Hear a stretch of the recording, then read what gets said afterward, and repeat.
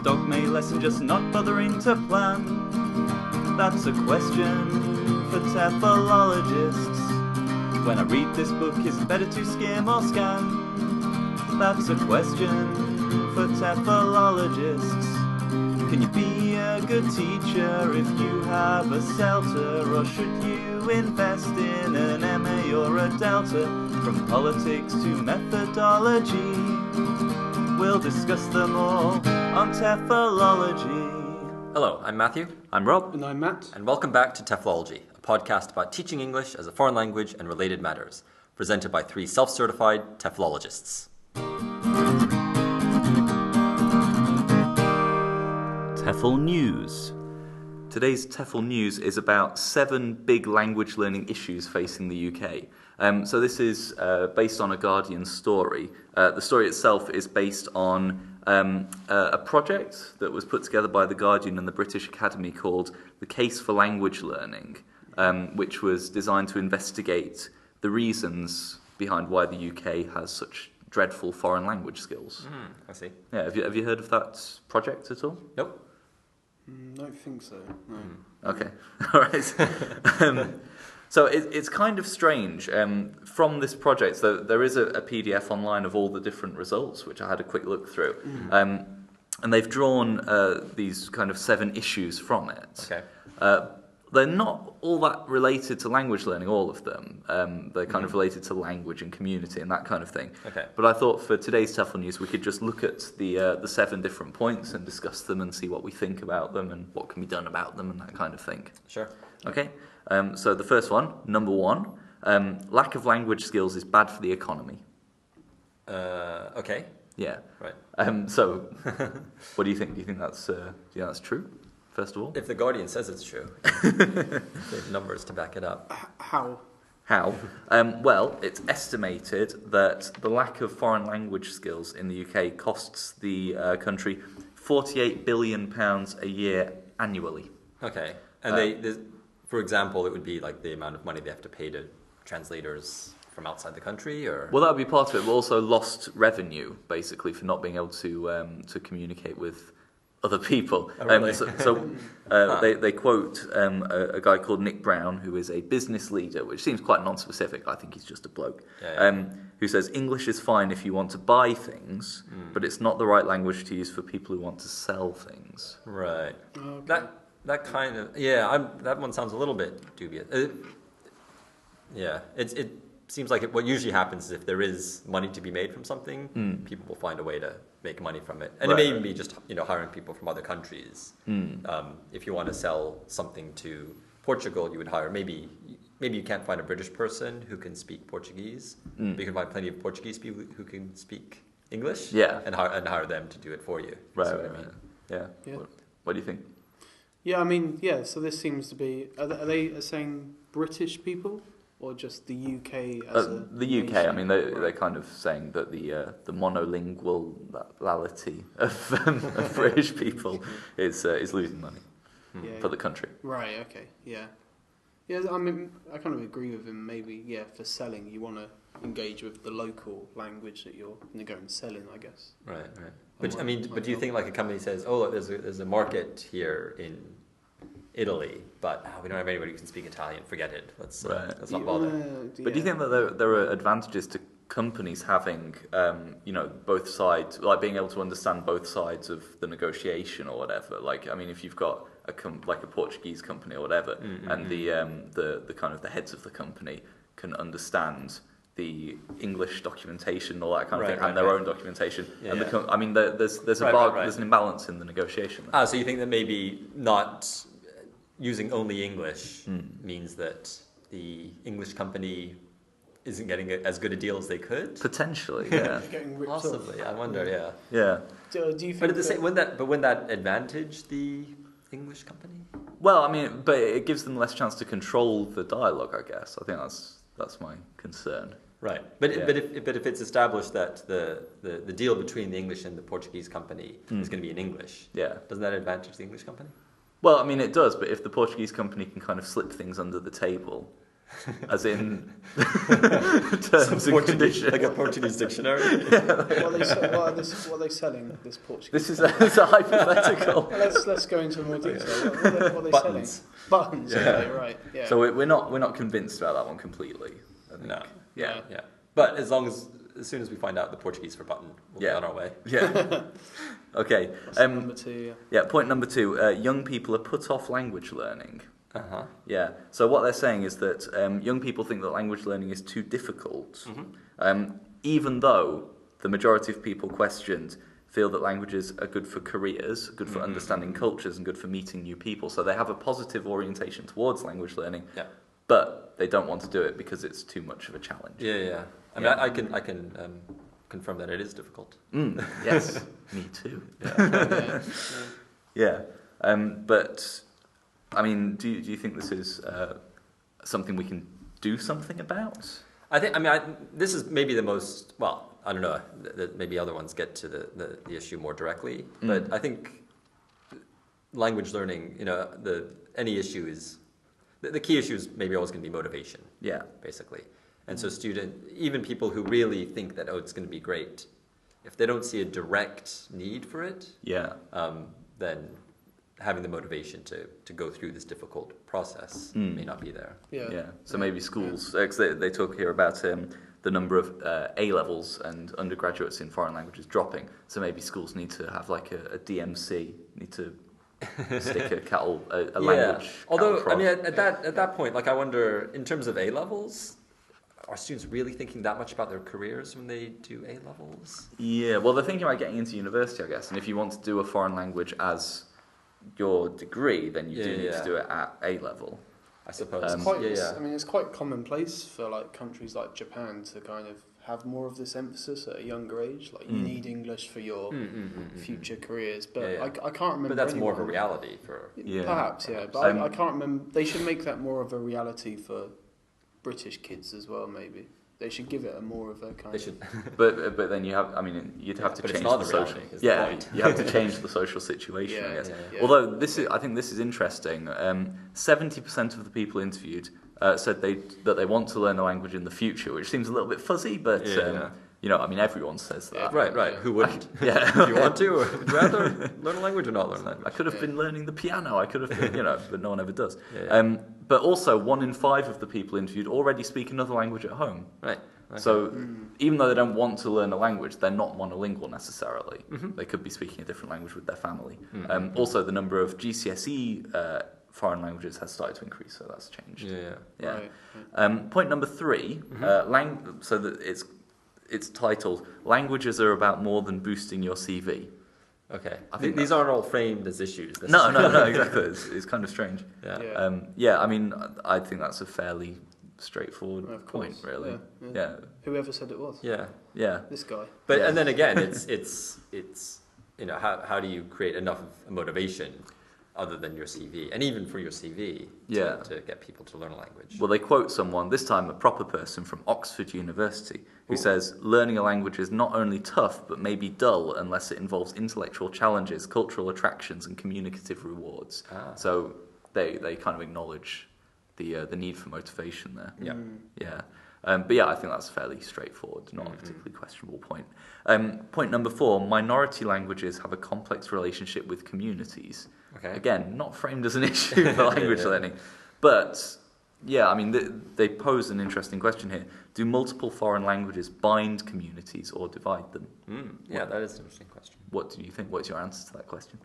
I guess it depends on the community. Well, if we go back to what kind of Claire Cramch was talking about, the idea of translation and being open to kind of the idea of intercultural relationships in language and that kind of thing. I think if anything, we're headed more towards the binding rather than the dividing. It seems like society is becoming a bit more in that direction. Right. Yeah. I mean, I sometimes wonder if having it's kind of similar to the negotiation thing. If you've got an intra-group language that you can use, whether that causes any issues with kind of people being suspicious that you're talking about them behind their back or whatever, Yeah, perhaps. It's the kind of thing people say, I was walking down the high street and I didn't hear a single English person, in a single English voice. Yeah. That's what I used to love about London, or taking a bus through central London. Right. They're tourists, but it's rare to hear English on the buses. Yeah. And I also think for example, in East London, which is, originally a lot of minority groups or people from different countries in kind of enclaves of, Turkish enclaves and Pakistani enclaves, etc. Yeah. But that area became very gentrified, and I think it was almost like a cool thing for middle-class white people to go and live in an area where all the signs are in different languages. And they embrace that. Yeah. Maybe just to seem cool, but at least they're embracing it. Yeah. Was that embraced by the communities in return? No, they wanted to get rid of those assholes, but... As you would. Yeah. The fifth point is that 6,000 languages are facing extinction. So I think the point here is that because English people and perhaps people in other countries where English is a major language are monoglots, which always sounds like a weird word. Yeah. They're monoglots, and so they're kind of stampeding over all these other languages. I think that's what they're getting at. Right. Yeah. Does that have much to do with language learning in the UK? Well, If only people would study more of these languages. This is what I don't understand, because what they're saying here is that people should study things like Spanish, which isn't a minority language that's dying out. Yeah, it's not facing extinction, is it? Yeah, so I don't think that's an issue. They just wanted to shoehorn some numbers into it. Yeah, they just want to make us all feel guilty. Right. Number 6, technology is a good match for languages. So this, I think, is connected to language learning, in that we've got technology available now which can help people learn, which we didn't have in the past. So maybe this is something we can harness to try and promote language learning in the country. Well, yeah, it makes it a bit more appealing, certainly, and relevant. Yeah. I guess but things like Twitter and social networking. Obviously, like English isn't the first language of Twitter, is it? Oh, really? Pretty sure. Yeah, it's the third most used language. Okay. What's I'm the sure first? we talked about this before, I'm sure. I think so, yeah. Was it Chinese? I think it's Spanish. Spanish. All right. Yeah. Interesting. Maybe not. Or Russian, wasn't it? This was that Russian was the second most influential. Influential. But this, I don't think the data was taken from Twitter in that study. But maybe not. But it's a side issue. Go back and listen to it later. It ties into that point. Yes. Yeah. And the final point is learning languages is an enriching experience. Okay. Yeah. Somebody's just titled their various paragraphs and then said, "Oh, let's call these 7 issues." Yeah. So I think that the way they're trying to frame this is that it's an issue because it's like people not studying foreign languages is denying them an enriching experience or denying themselves an enriching experience. So it kind of what's the word? It's a human rights issue. Is that what you're saying? No, but it doesn't give people in the UK the opportunity to explore, these things because they're not engaging in a foreign language or in foreign language study. Yeah. Okay. Would you agree with that? I guess. I mean, There's other ways to enrich yourself. Yeah. Yeah. You could make money, for example. Yeah. I think like the point number 1 was the strongest reason, I guess, of this article. I think the economy. I think if it's true. That rings true, I guess. But yeah, the enriching, I'm not too sure. Yeah. I mean, that's like saying people who don't learn languages are missing out on learning languages. Yeah. Well, that's true. I mean, you can't deny it. Logic dictates. So those are, according to The Guardian, according to this project, the 7 big language learning issues facing the UK. I would say that they haven't uncovered anything particularly new apart from the economic point. And I think that if you really want to explore this, maybe go and read the Case for Language Learning report. And I think from there you can probably find more interesting work on this done by academics and stuff. Right. But yeah, that's the TEFL news for this episode. TEFL Pioneers. This episode's TEFL pioneer is David Crystal. You guys both familiar with David Crystal? Yeah. What do you know about David Crystal? He's written about everything. Almost. A lot to do with, obviously, with grammar. Yeah. It's probably most, and also like language and the internet and things like that. He wrote a lot about global Englishes as well. He Yeah, he wrote quite English as a early global on. language. Yeah, Yeah. descriptive bits, sure. Yeah. Yeah. So I think when the Eat, Shoots and Leaves book came out, the Lynn Truss, Yeah. he was a very vocal critic of it. Oh, definitely. okay. Yeah. So anyway, just a bit of biographical detail about our TEFL pioneer. He was born in Northern Ireland, actually. Oh, really? That's interesting. In Lisburn. Lisburn. Yeah. It's not the Portuguese company. It's not the country they came from. Yeah, no. In July 6, 1941, his mother was evacuated to Northern Ireland during the war, obviously. But his parents separated before he was a year old, and he never really knew his father. Right. Although that was an ongoing issue, which we'll look at. But actually, he was born in Northern Ireland, but when he was very young, his mother took him back to Holyhead in Wales and brought him up on her own. She didn't allow his father's name to be mentioned, cut him out of all the photographs that they had, the family photographs they had. Oh, really? So basically, for David Crystal, his father didn't really exist. He didn't really know anything about him. Or he was just an amorphous sort of shape. Yeah, the color of whatever is behind the photograph.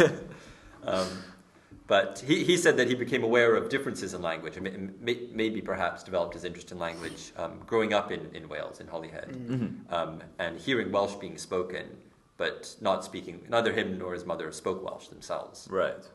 But his relatives did. And so he said you remember thinking, basically, how does this happen? These two people are using sounds that they can communicate in, and I have no idea what they're saying. Right. And I have my own set of sounds I can communicate with other people in. So perhaps that was an early influence. Throughout his life, though, he did start to get kind of hints about his father. So when he was 10, he opened a letter that was addressed to his mother and found out, first of all, his father's name, which was Samuel Crystal, and also that his father was still alive. Right. Up until then, he had imagined him as a dead war hero, basically. Right. Did he have the name Crystal the whole time? I guess so, yeah. So his mum wasn't that thorough in cutting out his dad's name. Yeah. Presumably his mother kept the name. Right. Yeah. It's a good name. It's a good name. It is a good Yeah. name. It's a shame he didn't go into mineralogy or something. Right. Maybe the mother's maiden name was Copper or something. Some cheaper. David's Crystals, that would be a good shop, wouldn't it? Yeah. The other shop. Yes. It'd be a good children's TV series as well. David's Crystals, yeah. Various power crystals. Yeah. Bestow, Yeah. okay. Yeah. Anyway, so at a point later on in the mid-60s, he met an academic at a linguistics seminar who told him that he knew a doctor called Samuel Crystal, Right. same name as his father, and just wondering if there might be some relation. And David Crystal thought it might be, so he got the address and he went and knocked on the door, and he didn't knock on the door. He went to the house and stood outside, but never actually brought himself to knock on the door. Right. But he had at least he knew where his father lived.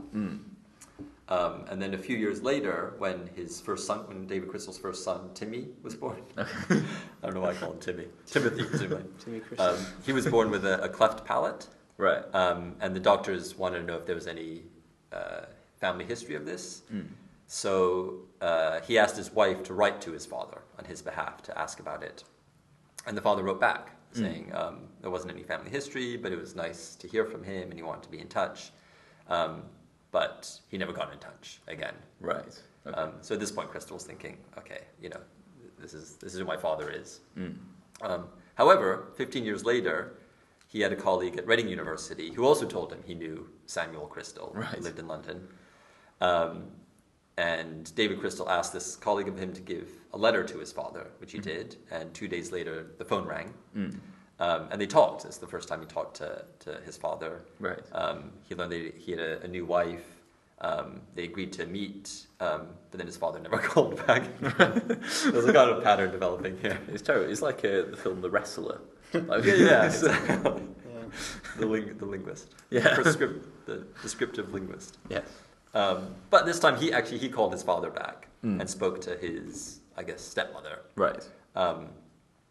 From whom he heard that his father had taken ill. Right. and she had actually been against David Crystal meeting his father because he was worried that he would feel some kind of animosity towards him. Right. That was it for another 10 years. At which point he was phoned by a man saying that his name was Michael and that he thought that they had the same father. Right. So this is his half brother, who he met, and basically they sat down together. He learned a lot about his father from that. Right. And finally kind of colored in this very vague image that he had always had of his father. Found out that David Crystal found out he was half Jewish. Okay. Even though he's a practicing Catholic. Is he on which side? Presumably his father's side. Right, because I know that in Jewish tradition, it's right. in the mother's side, right? Yeah. So maybe he's not really Jewish, but by blood he's half Jewish. Right. Which I could have told him that earlier, because I've only seen him talk once. Yeah. And he was a great talker. The presentation that he gave, I think at TEFL. Yeah. And it was a great talk. I remember almost nothing about it because the whole time I was thinking how much he resembled Steven Spielberg. Ah. He's very similar to a slightly older Welsh.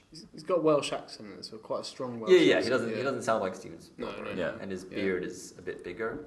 So are you saying that you can identify Jews on sight? Is that your by their similarity to Steven Spielberg. Right. Yeah. Okay. He's the only Jewish person I'm aware of. So. Yeah. Okay. But as you know, being a big Spielberg fan, I got very excited that you just forgot about David Crystal. Yeah. I thought you never sure know. This is David Crystal's life? No, it might, or Spielberg might be another half brother. Yeah. I don't know about. Yeah. Maybe Spielberg should make the movie of his life. Crystal. Yeah.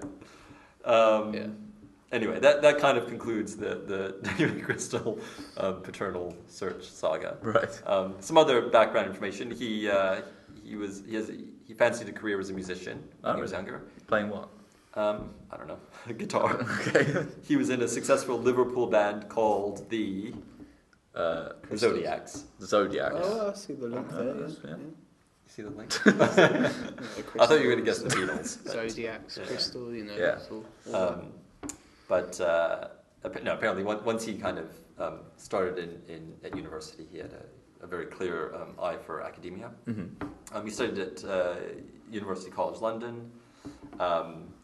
He's honorary professor of linguistics at the University of Wales in Bangor. Basically, the kind of more linguistic side of his life is that he was at UCL for a while, and then after a few years he went to Bangor University.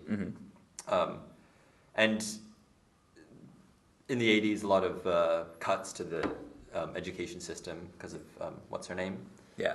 Meant that he decided he didn't really want to stay in academia. And so he basically quit his job at the university, went home, and set himself up as a language advisor. Right. And had no idea what that meant, really. And he said he was one of the first people to do this. But soon enough, the phone started ringing, and people basically would ask him for advice on linguistic matters. Right. And that became his life. What kind of advice? I don't know exactly. He was an independent language consultant. So maybe companies, I assume. Basically, he said within a year he had to stop. He had to kind of refuse work because so many people were contacting about it. Yeah, I imagine the usual thing: companies or government agencies. Right. And then he started writing books. He's written over 100 books so far. Yeah. Including so far. Including things on the internet. One of his books that I guess it caused some stirring at the time was a book on texting. Called The Great Debate, or GR8 space DB8. It was written out. And I think he wrote it as a response to all these people saying how technology and especially texting is dumbing down our kids and that they're not going to learn how to spell and all this stuff. And he went and actually analyzed text speech and realized that 80% of the words in a text are spelt correctly. Yeah. And that there's very little actual misspelling in text. And kids are just being inventive with the language. Yeah. How dare they? Yeah, exactly. One of his most famous books or biggest books is The Story of English, Right. which I think was tied to a BBC documentary. Yes. Yeah, I think so. 600 pages. Apparently, he wrote it in less than 3 months. Really? It took me several times that long to read it. So, yeah. And and he continues to work today. He put out a book quite recently called what? It's the one about How English Bibles. Works? Right, yeah. Yeah, what's that called? Be something. It would be, wouldn't it? Begat. Yes. Yes. Yeah. I really wanted to read that, but I didn't. Right, yeah. He is also a practicing Catholic. I think in Wales, wherever he lives in Wales, he was part of restoring a church, Right, and that kind of thing, and setting it up as a community center. The one that I kind of enjoyed most was How English Works, which is basically a blow-by-blow description of the English language. Right.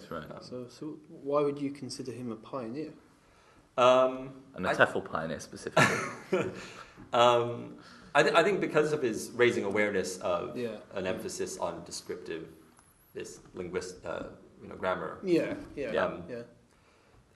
I think what he's been good at, and maybe not completely successful, because people like Lynn Truss, I think people enjoy being pedantic about grammar, but I think he's fought against a lot of that, and hopefully that's. I don't know. Hopefully, maybe going back to this idea of people not learning languages enough, and maybe it's.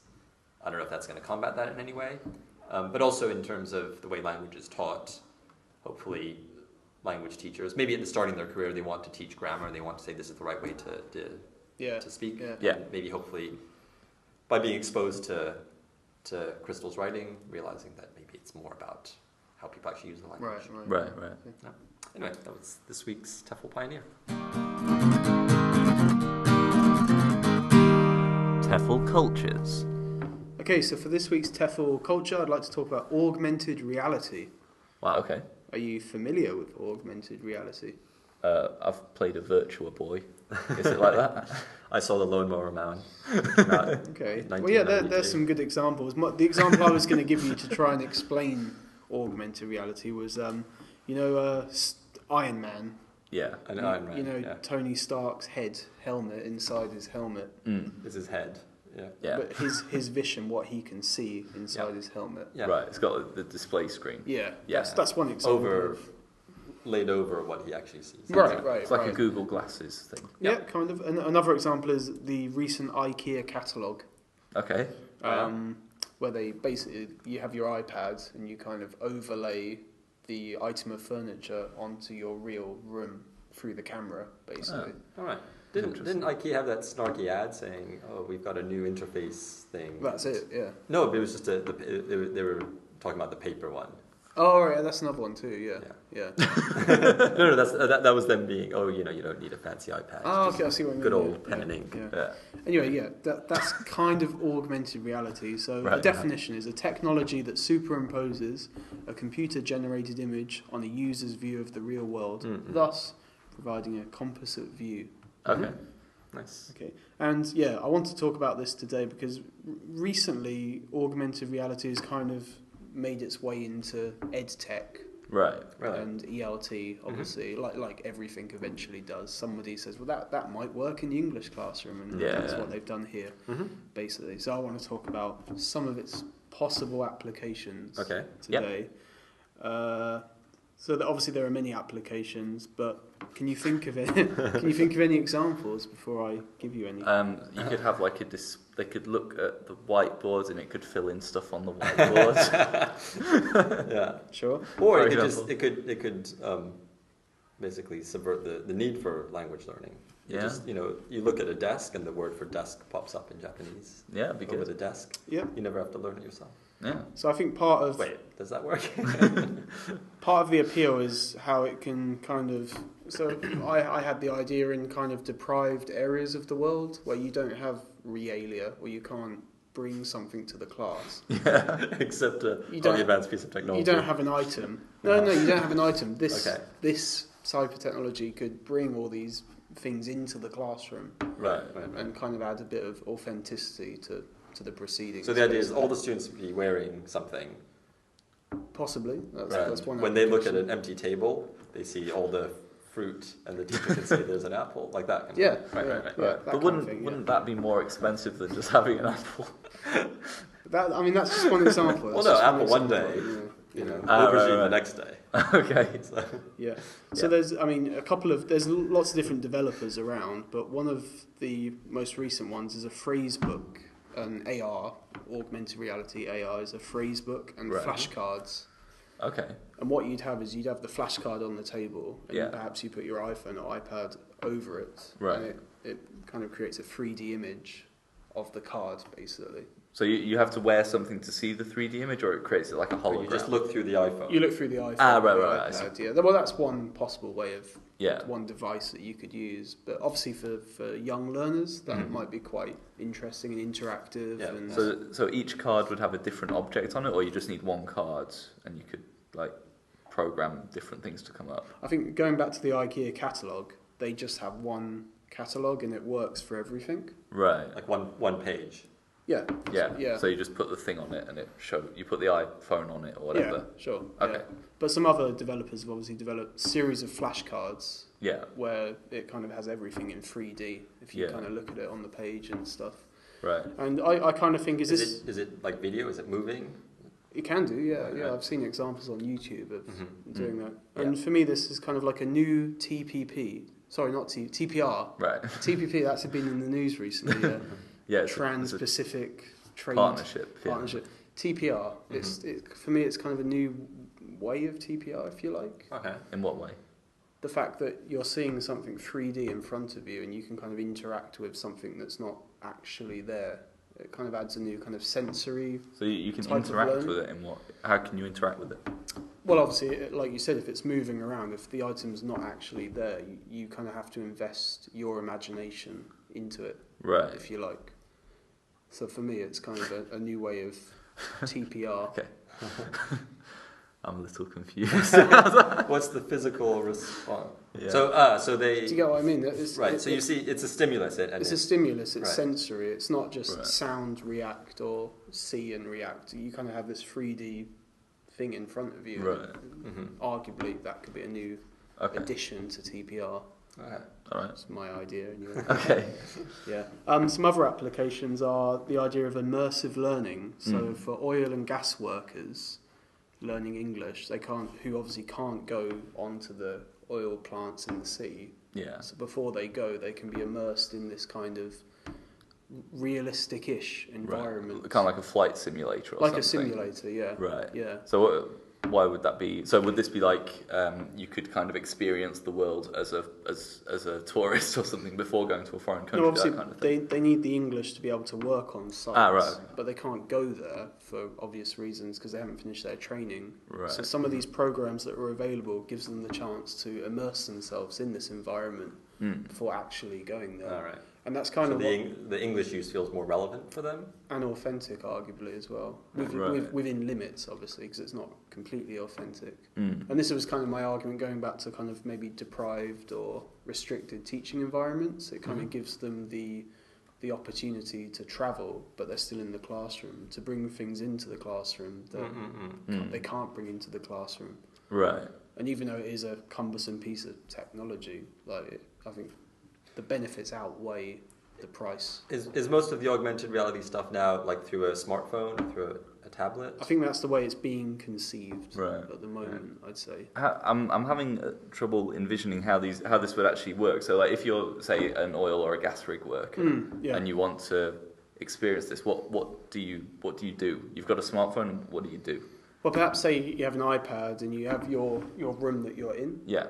and you maybe put your iPad against the wall. You can kind of see things that aren't actually in the room. Right. So things that you might see on a on an rig. oil rig, And yeah. how does that affect your language learning? How does that tie in with language learning? Well, I'd say going back to the whole TPR argument, it just makes it a lot more kind of sensory and motivating. It's authentic. But I mean, if you were teaching in the classroom using this technology, Yeah. how would you use this to actually teach some language? Yeah, I'm not sure how a teacher would go about because I've never used it myself. Right. I'm not sure how a teacher would go about building it into their lessons. Right. I guess in the same way that you'd use or adapt a textbook, Okay. perhaps. And some people have started actually, so at the recent TEFL conference, a guy called Stephen Pilton, I wasn't actually there, but I came across this online. Did you use augmented reality to imagine you were there? No, I just used the good old regular internet. Okay. But he kind of gave some examples of how it could be used in the classroom, and I'll just read this. He shows us a scene in a supermarket where we listen to the teacher's voice modelling a typical conversation. So that's one. So you see the scene of the supermarket, and you hear the teacher's voice. But what do you mean you see it? You see it on a screen? You see it on the screen, Right, yeah, okay. as if you're there. So you can kind So of... it's like it's a first-person view on the screen. Yeah. Okay. Yeah. Another innovative activity is an augmented treasure hunt designed by students themselves. Right. This is where students create a street by sticking pictures of places from the city around the classroom. Yeah. And as they walk around the street, they can find out information about specific places in Right. the form of video or text. So they'd walk around the classroom holding their iPad or whatever in front of them, and they'd have a first-person view of the street, of the places where they put the pictures up. Potentially, that's what I believe, yeah, potentially. Okay. So obviously the classroom is a regular classroom, but they have all these kind of things that They're are turning it into a street scene. actually there, yeah. Right.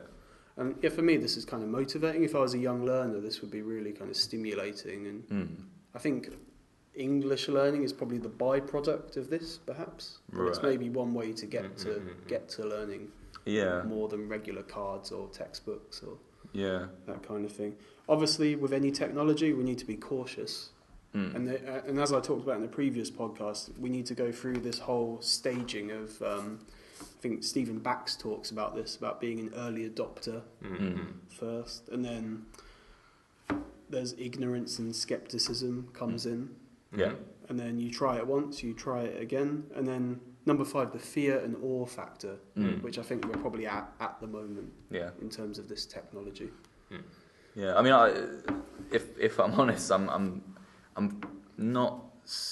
not convinced at the moment, just by the utility. I mean, I think it would be interesting. I think it might be fun for learners, but I don't see how you couldn't achieve basically all the stuff that you can do with augmented reality with stuff that's already available, that's a lot cheaper and a lot more accessible to learners already. I mean, I don't know about the cheap option. I'm not sure how expensive this. Obviously, it's expensive at first. But then does it make it easier in the long I run? think like I remember one of the early apps for smartphones was like a translation thing where you're in a foreign country and you just hold your phone up to a sign, and then instead of seeing the local language, you see the English or whatever you want. Right.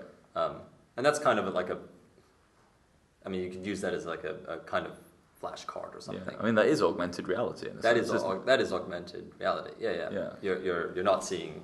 You're seeing an overlay of the reality. Yeah. Also, I mean, it removes the need for the traditional classroom. If you can learn online, the teacher doesn't have to be with the learners. You could be anywhere. You could be a group of people around the world, all sitting in a cafe that isn't actually. You're not actually in that cafe. You're all in other parts of the world, but you've all come together in this kind of scenario. Right. And obviously, we can't be with our teachers all the time. We can't be together all the time. Yeah, so it's kind of like video conferencing in a sense, but a bit more virtual. A bit more virtual, yeah. Right. I mean, maybe one like future use of this would be if there were a bunch of people in a classroom and there was a hologram projection of a teacher. Yeah, right. Okay, so that's like the penguins in Korea. The little Oh, penguin yeah, dolls yeah, we right, talked sure, about in sure, episode yeah. 4, listeners. Yeah, so that might be one attachment to augmented reality, not just the voice, but having some kind of visual representation as well of the teacher, perhaps. And just to give, in the recent ELT or ELTons, 2005, the nominations, a guy called Paul Driver has been nominated for an award for his arm. Not his arm, but ARM, Augmented Reality Media Cubes. Okay. And I'm not entirely sure what these are, but I just came across it the other day. Yeah. And obviously it's been nominated for awards, so I think we may be seeing for an more of Elton. this. Yeah. But we may be seeing more of this in the future. Right. Yeah, so that's today's TEFL culture, Augmented Reality, AR.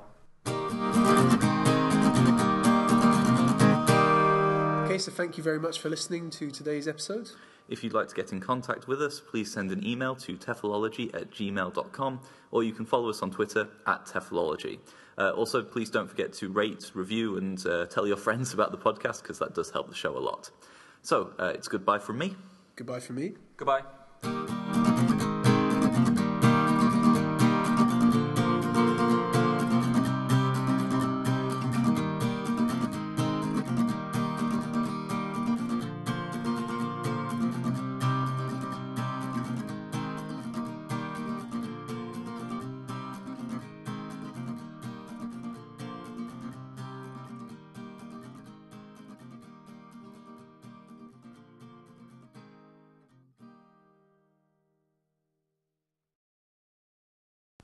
Fuck's sake. I want to know how long.